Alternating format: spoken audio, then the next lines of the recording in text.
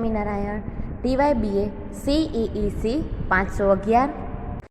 એમાં આપણે લાસ્ટ વિડીયોની અંદર ભારતમાં આર્થિક આયોજનની પ્રશ્નની શરૂઆત કરી હતી। એમાં આપણે લાસ્ટ ત્રીજી પંચવર્ષીય યોજનાની સમજૂતી લીધી હતી કે ત્રીજી પંચવર્ષીય યોજના દરમિયાન 1962 અને 65માં ચીન અને પાકિસ્તાનનો યુદ્ધ અને 65-66માં પડેલા દુકાળના કારણે પંચવર્ષીય યોજના નિષ્ફળ થઈ।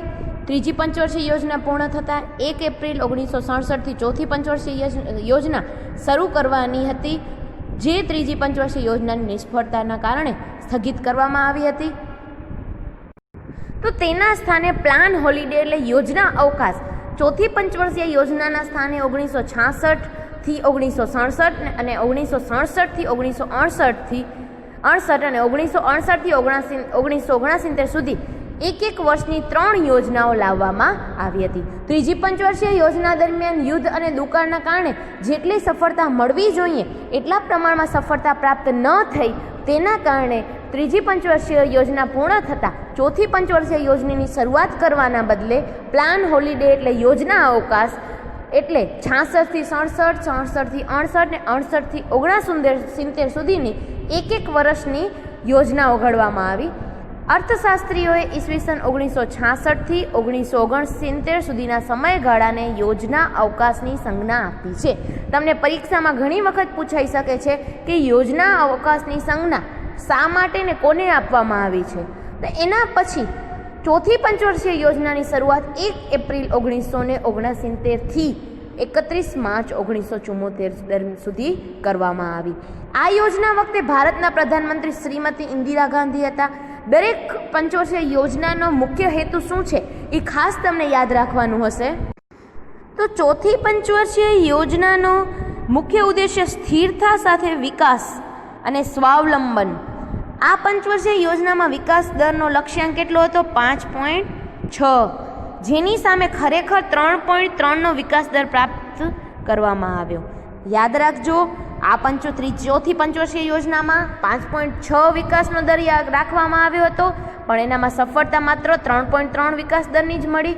આ યોજના દરમિયાન વર્ષ 1969માં દેશની 14 પ્રમુખ બેંકોનું રાષ્ટ્રીયકરણ કરવામાં આવ્યું।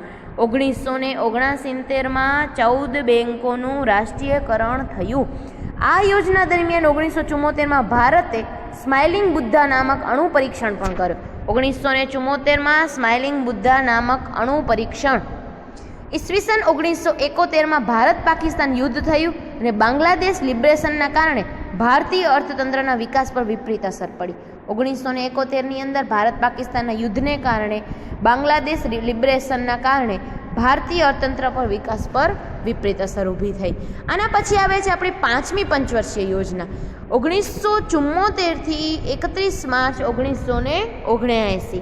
આ યોજના 31 માર્ચ 1979ના રોજ સમાપ્ત થવાની હતી, પરંતુ 1978માં નવી ચૂંટાયેલ જનતા સરકાર દ્વારા 1 વર્ષ પહેલાં જ સમાપ્ત કરવા દેવામાં આવી। યાદ રાખતા આવજો, પ્રથમ, બીજી, ત્રીજી પંચવર્ષીય યોજનાની અંદર સફળતા ન મળતા ભારત પાકિસ્તાન અને ભારત ચીન અને દુકાળને કારણે ત્રીજી પંચવર્ષીય યોજનામાં સફળતા ન મળી, તેના કારણે ચોથી પંચવર્ષીય યોજનાની શરૂઆત કરવાને બદલે એક વર્ષની એવી 3 વર્ષ યોજના અવકાશ નામની સંજ્ઞા આપીને એવી યોજનાઓ ઘડવામાં આવી। એના પછી ચોથી પંચવર્ષીય યોજના ઘડવામાં આવી।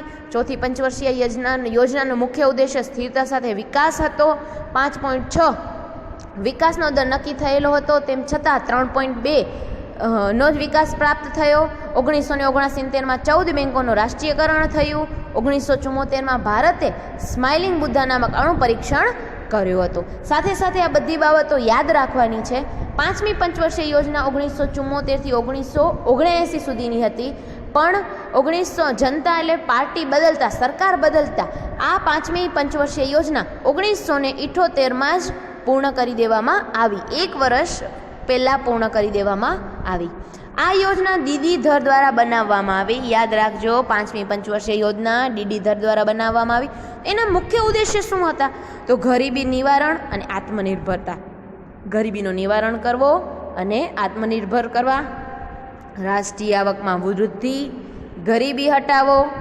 આ યોજના દરમિયાન વિકાસ દરનો લક્ષ્યાંક 4.4 હતો, જેની સામે 5% દર પ્રાપ્ત કરવામાં આવ્યો. જેટલો લક્ષ્યાંક રાખવામાં આવ્યો હતો એના કરતાં પણ લક્ષ્ય વધુ મળેલો જોવા મળ્યો. આ યોજના દરમિયાન 1975માં ઇલેક્ટ્રિસિટી સપ્લાય એક્ટ કરવામાં આવ્યો અને તે દ્વારા ભારત સરકારે વીજળી ઉત્પાદન અને વિતરણ ક્ષેત્રમાં પ્રવેશ કર્યો. 1975માં ઇલેક્ટ્રિસિટી સપ્લાય એક્ટ લાવવામાં આવ્યો અને તેના કારણે ભારત સરકારે વીજળી ઉત્પાદન અને વિતરણ ક્ષેત્રમાં પ્રવેશ કર્યો. આ યોજના દરમિયાન ભારતીય રાષ્ટ્રીય હાઈવે સિસ્ટમની શરૂઆત કરવામાં આવી, જેનાથી ટ્રાફિક અને પર્યટન વિકાસનો પાયો નખાયો. 5મી પંચવર્ષીય યોજનાની અંદર ભારતીય રાષ્ટ્રીય હાઈવે સિસ્ટમની પણ શરૂઆત કરવામાં આવી અને ઇલેક્ટ્રિસિટી સપ્લાય એક્ટની પણ લાગુ પાડવામાં આવ્યો. આ યોજના દરમિયાન 1975માં 20 સૂત્રીય કાર્યક્રમની શરૂઆત કરવામાં આવી હતી. 5મી પંચવર્ષીય યોજનામાં જોયું કે 1 એપ્રિલ 1974 થી 31 માર્ચ 1979 સુધીની રાખવામાં આવી હતી, પણ નવી સરકાર આવવાને કારણે 1978માં આ પૂરી કરી દેવામાં આવી. તેમ છતાં 6ઠ્ઠી પંચવર્ષીય યોજના 1980 થી 31 માર્ચ 1985 સુધી ચાલુ રાખવામાં આવી. 1978માં ચૂંટાયેલા જનતા સરકારે 5મી પંચવર્ષીય યોજના પૂર્ણ થવાના પહેલા અથવા 4 વર્ષોમાં જ એક નવી યોજના શરૂ કરી. તેને રોલિંગ પ્લાન કહે છે. ઈસવીસન 1978 થી 5 વર્ષો માટે એક નવી યોજના શરૂ કરવામાં આવી. 1980માં ફરીથી નવી સરકાર ચૂંટાતા જનતા સરકાર દ્વારા થયેલ રોલિંગ પ્લાન સમાપ્ત કરી એક નવી પંચવર્ષીય યોજના શરૂ કરવામાં આવી, જેનો સમયગાળો 1980 થી 85 હતો. પંચવર્ષીય યોજનાનો સમયગાળો તો 5મી રોલિંગ પ્લાન 74 થી 78, 1978 થી 1980 અને 80 થી 85. અમુક 6ઠ્ઠી પંચવર્ષીય યોજનામાં રોલિંગ પ્લાનનો પણ સમાવેશ કરવામાં આવ્યો છે. તો એના મુખ્ય ઉદ્દેશ્યની ચર્ચા કરીએ તો આ યોજનાનો વિકાસ દર 5.2% રાખવામાં આવ્યો હતો. તેની સામે એનામાં પ્રાપ્ત થતો વિકાસ દર હતો 5.4%. આ યોજના દરમિયાન ઘણા વિશેષ પ્રસ્તાવ નક્કી કરવામાં આવ્યા તેમજ યોજનાઓ નક્કી કરવામાં આવી. તે નીચે મુજબ જોઈએ તો રાષ્ટ્રીય ગ્રામીણ રોજગાર કાર્યક્રમ, 20 સૂત્રીય કાર્યક્રમ સુધારા, બાયોગેસ કાર્યક્રમ, ગ્રામીણ ક્ષેત્રમાં મહિલા અને બાળકોનો વિકાસ, ગ્રામીણ જમીન રહિત રોજગાર ગેરંટી કાર્યક્રમ, શિક્ષિત બેરોજગાર પુરવાઓ માટે સ્વરોજગાર કાર્યક્રમ, ડેરી વિકાસ કાર્યક્રમ, ગ્રામીણ તેમજ લઘુ ઉદ્યોગ વિકાસ કાર્યક્રમ, જનજાતીય વિકાસ એજન્સી, રાષ્ટ્રીય બિયારણ કાર્યક્રમ. 1985માં 1 એપ્રિલ 1985 થી 31 માર્ચ 1990માં 7મી પંચવર્ષીય યોજના ઘડવામાં આવી હતી. તેના મુખ્ય ઉદ્દેશ્યની વાત કરીએ તો ઉત્પાદન અને રોજગાર સર્જન. 7મી પંચવર્ષીય યોજનાનો મુખ્ય ઉદ્દેશ્ય હતો ઉત્પાદન અને રોજગાર સર્જન, ઉર્જા સંરક્ષણ અને બિનપરંપરાગત ઉર્જા સ્ત્રોતોનો વિકાસ. જે પરંપરાગત રીતે નથી, બિનપરંપરાગત છે એવા ઉર્જાના સ્ત્રોતોનો વિકાસ થાય, દેશમાં ટેકનોલોજીનો વિકાસ થાય, સમાનતા અને ન્યાય આધારિત સામાજિક પ્રણાલી, પર્યાવરણ સંરક્ષણ. આ યોજના દરમિયાન જવાહરલાલ રોજગાર યોજના કાર્યક્રમની શરૂઆત 1989માં કરવામાં આવી. ઘણી વખત આગળ જતાં પણ પરીક્ષામાં પૂછાતું હોય છે જવાહરલાલ રોજગાર યોજનાની કાર્યક્રમની શરૂઆત ક્યારે થઈ છે તો 1989 7મી પંચવર્ષીય યોજના દરમિયાન. 73માં તેમજ 74 બંધારણીય સુધારા માટેની પૂર્વ ભૂમિકા આ યોજનામાં તૈયાર કરેલ. આ યોજના દરમિયાન આયાત નિકાસ પર પણ ખાસ ધ્યાન રાખવામાં આવ્યો. 2 વાર્ષિક યોજનાઓ 90-91 અને 91-92. આ 2 વર્ષ દરમિયાન ભારતમાં નવી ઔદ્યોગિક નીતિનો અમલ મૂકવામાં આવી. આ 2 વર્ષ દરમિયાન ભારતે ઉદારીકરણ, ખાનગીકરણ અને વૈશ્વિકીકરણ નીતિ અપનાવેલી છે.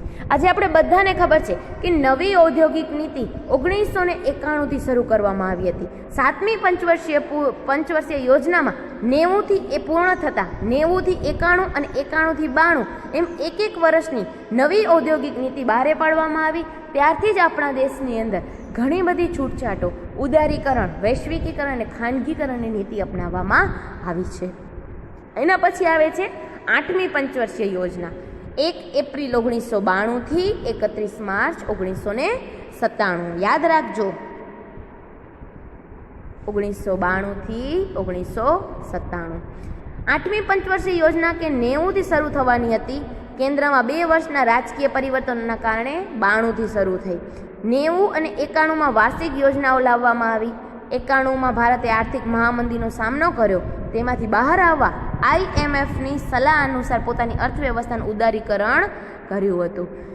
મુખ્ય ઉદ્દેશ્ય શું હતા તો ઔદ્યોગિક ક્ષેત્રનું આધુનિકરણ. ઔદ્યોગિક ક્ષેત્રનો આપણે કરીએ છીએ ઉપયોગ તો આધુનિકરણ લાવવું, વિભિન્ન ક્ષેત્રોમાં માનવીઓનો વિકાસ, સદીના અંત સુધીમાં બધા લોકો 100% રોજગાર બની જાય, વસ્તી વધારા પર નિયંત્રણ લાવવો, પ્રાથમિક શિક્ષણનો વ્યાપ. આ યોજના દરમિયાન ભારતે 1995માં WTOનું સત્યપદ મેળવેલું.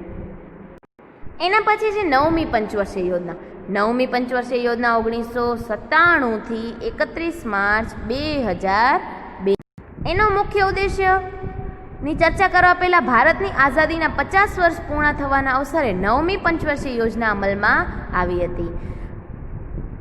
મુખ્ય ઉદ્દેશ્ય મહિલા સશક્તિકરણ, ગરીબી ઘટાડવી અને રોજગારીનું સર્જન કરવું, સમાજના નબળા વર્ગ માટે ભોજન અને પાણીની વ્યવસ્થા કરવી, કિંમતમાં સ્થિરતા રાખી આર્થિક વિકાસ કરવો, પંચાયતી રાજની સંસ્થાઓમાં જનભાગીદારી વધારવી. આ યોજનામાં વિકાસ દરના લક્ષ્યાંક 7 રાખવામાં આવેલો, જે પાછળથી 6.5% કરવામાં આવ્યો હતો. ગ્રોથ વિથ ઇક્વેલિટી એન્ડ ડિસ્ટ્રીબ્યુટિવ ઇનજસ્ટાઇસ, ન્યાયપૂર્ણ વિતરણ અને સમાનતા સાથે વિકાસ 9મી પંચવર્ષીય યોજનાનો સૂત્ર હતો. એના પછી છે 10મી પંચવર્ષીય યોજના. 1 એપ્રિલ 2002 થી 31 માર્ચ 2007. મુખ્ય ઉદ્દેશ્ય 2007 સુધી ગરીબીના 5% દરે ઘટાડો કરવો, લિંગ અનુપાત એટલે સેક્સ રેટિયો સુધારવો. આપણા દેશની અંદર જે સેક્સ રેટિયોમાં ઘણો બધો તફાવત જોવા મળે છે, એનામાં સુધારો કરવાનો એ લોકોએ ઉદ્દેશ્ય રાખ્યો હતો. શ્રમિકોને ઉચ્ચ ગુણવત્તાયુક્ત રોજગારી પ્રાપ્ત થાય એવી, શિશુ મૃત્યુ અને માતૃત્વ મૃત્યુદરમાં ઘટાડવો કરવો, નદી પ્રદૂષણ દૂર કરવા.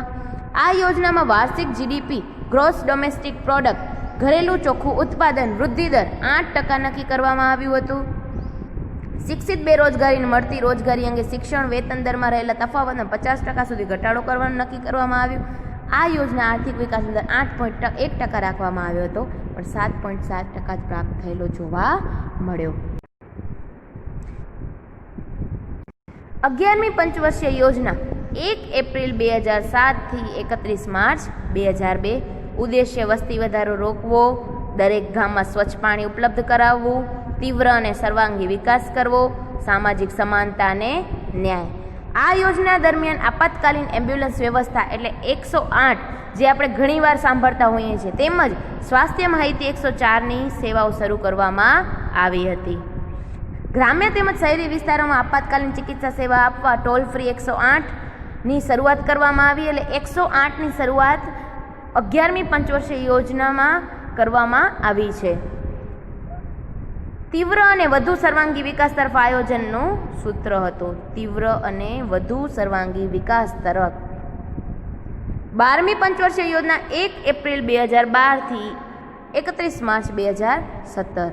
એનો વૃદ્ધિ દરનો લક્ષ્યાંક 8% રાખવામાં આવ્યો હતો. એનો મુખ્ય ઉદ્દેશ્ય જોઈએ તો ગરીબીમાં 10% ઘટાડો કરવો, 100% સાક્ષરતા દર, સ્વાસ્થ્ય ક્ષેત્રમાં વધુ ખર્ચ કરવો, ફાસ્ટર મોર ઇન્ક્લુસિવ સસ્ટેનેબલ ગ્રોથ, તીવ્ર વધુ સર્વાંગી ધારણીય વિકાસ એ યોજનાનું સૂત્ર હતું. NITI Aayog, National Institution for Transforming India, તારીખ 1 જાન્યુઆરી 2015ના રોજ આયોજન પંચને નવું નામ નીતિ આયોગ આપવામાં આવેલ, જેના અધ્યક્ષ સ્થાને ભારતના વડાપ્રધાન હોય છે. નીતિ આયોગના ઉપાધ્યક્ષની નિમણૂક વડાપ્રધાન દ્વારા કરવામાં આવે. હાલમાં નીતિ આયોગના ઉપાધ્યક્ષ છે. નીતિ આયોગના CEO તરીકે અમિતાભ કાંતની નિમણૂક કરવામાં આવી છે, જેની નિમણૂક વડાપ્રધાન દ્વારા કરવામાં આવે છે.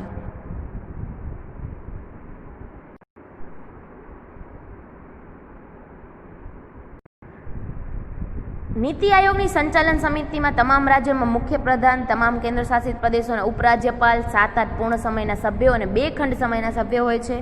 નીતિ આયોગના સ્થાયી સભ્યો તરીકે વિવેક ઓબેરોય અને VK સારસ્વતના ભૂતપૂર્વની નિમણૂક કરવામાં આવી. નીતિ આયોગના 2 ખંડ સમયમાં સભ્યોમાં 1 અગ્રણી યુનિવર્સિટીના પ્રાધ્યાપક અને 1 સંશોધક હશે. નીતિ આયોગની રચના પ્રધાનમંત્રીના ઠરાવથી કરવામાં આવેલ. નીતિ આયોગના સહકારી સંભાળ પતંગ ઉપર ધ્યાન કેન્દ્રિત કરવામાં આવેલું. આયોજન ઉપરથી નીચેના અભિગમને બદલે પરામર્શ સાથે નીતિ નિર્ધારણ કરેલ. તે કેન્દ્ર અને રાજ્યોને રાષ્ટ્રીય કાર્યક્રમ સૂચિ પાડશે. નીતિ આયોગના કુલ 13 ઉદ્દેશો નક્કી કરાયા. નીતિ આયોગ દ્વારા માળખાગત સવલતો, નિયમનકારી સુધારા કાનૂન, અટલ ઇનોવેશન મિશન ક્ષેત્રે નવી પહેલ કરી. આ ઉપરાંત દ્વારા ભારતમાં રૂપાંતર, મહિલાઓ, ઉર્જા ક્ષેત્રે સલામતી, સ્વરોજગારી અને પ્રતિભાનો ઉપયોગ વગેરે ક્ષેત્રે નવી પહેલ પણ કરવામાં આવી છે.